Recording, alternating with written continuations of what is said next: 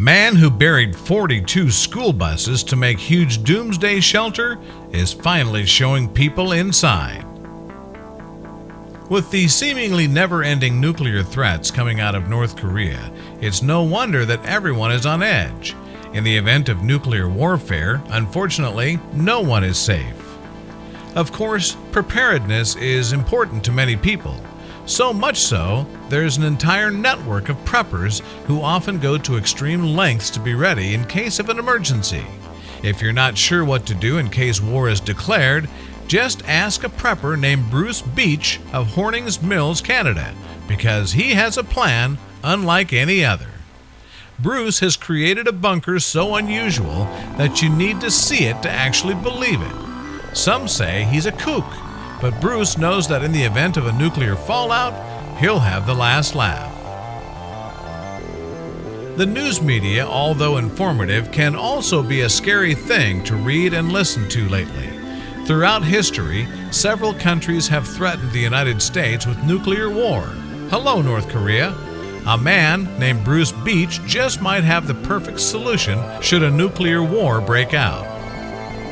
Bruce lived in Chicago for many years before relocating to a remote area of rural Canada called Hornings Mills in 1970. During the Cold War, he began thinking about nuclear survivalism, and he figured Hornings Mills was a perfect place to set up shop. Between the years of 1980 and 85, Bruce had a total of 42 old school buses shipped to his remote property in Canada. Why exactly was he stockpiling school buses, you might ask? The reason will absolutely blow your mind. Bruce dropped all 42 of the old school buses into a massive underground pit and covered them with concrete for reinforcement. Now he officially owns and maintains North America's largest functioning nuclear fallout shelter, which he calls Ark 2. The entire structure is 10,000 square feet, and it can hold up to 500 people comfortably. There are rooms for various activities and daily errands, and as Bruce puts it, the bunker is virtually impenetrable to anything short of a direct nuclear strike. Most people who live near Bruce think maintaining the entire shelter is a big waste of time. However, Bruce knows that in the event of a nuclear attack, he has the provisions and the shelter to stay alive. Ark 2 exists 14 feet underground, and Bruce purchased the old school buses for $300 each. It might seem expensive, but Bruce believes it's worth it. For the last 35 years, he's worked hard every day, making sure the entire bunker is equipped and ready in the event of an emergency. Chi Bodie, an event organizer for the Ontario Prepper Survival Network, or OPSN, had this to say about Bruce's massive underground structure. When you go inside the bunker for the first time, it's a different planet. It's like you're on Mars. When you hear about this concept of 42 school buses underground, to fathom it is nothing compared to going in and actually seeing it. It's crazy in there. The bunker features all the comforts of home. It includes 2 industrial kitchens, a living room, classrooms for children, and washrooms with running water. You really couldn't ask for anything else. The property also offers full plumbing, including a private well to ensure clean drinking water, diesel generators with 3 months of fuel, and an electronic radio communication station so information can be transmitted throughout Canada and the United States.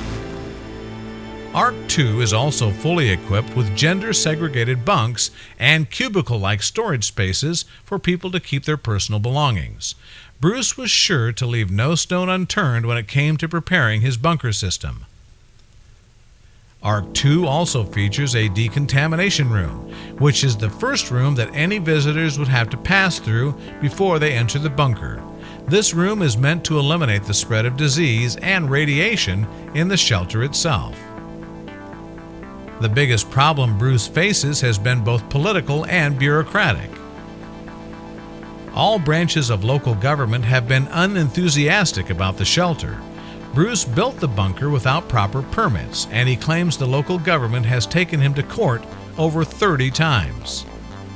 The fire department in the nearby town of Shelburne has been a particularly harsh opponent to Bruce. Over the years, the department sealed the bunker twice due to safety concerns. During a 2015 annual Preppers Meet, when a group of Canadian survivalists gathered on Bruce's property, firefighters threatened to seal off the bunker a third time. Luckily, it never happened.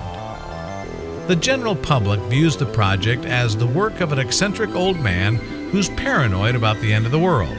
Bruce, however, could care less. He sees it as his duty to his fellow man to provide shelter during a worldwide emergency. Bruce does say that while he stands strong in his belief that he's doing right by his fellow man, the stress of maintaining the shelter has taken a personal toll on him and his family. In recent months, the complex has suffered fires, rats, vandalism, and floods.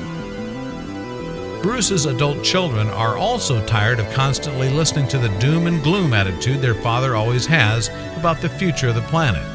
Bruce's 90-year-old wife, Jean, however, still sticks by his side through it all. The ARC2 community website reads, "The ARC2 Safe America for Everyone community is the largest pluralistic survival community in North America without any political, religious, or cultural bias. Its purpose is to ameliorate the catastrophe of a nuclear war or other worldwide cataclysmic catastrophe and help to restore civilization." Some might think he's crazy, and others might think he's doing humankind a favor. But either way, ARC2 stands as a fortress in the rural town of Hornings Mills, Canada. Hopefully, the world never sees a nuclear war, but if it does, Bruce might just be the man to contact. Bruce truly built a unique shelter, and it's so cool that he welcomes anyone who wants to help him maintain it. Share this incredible bunker with your friends below.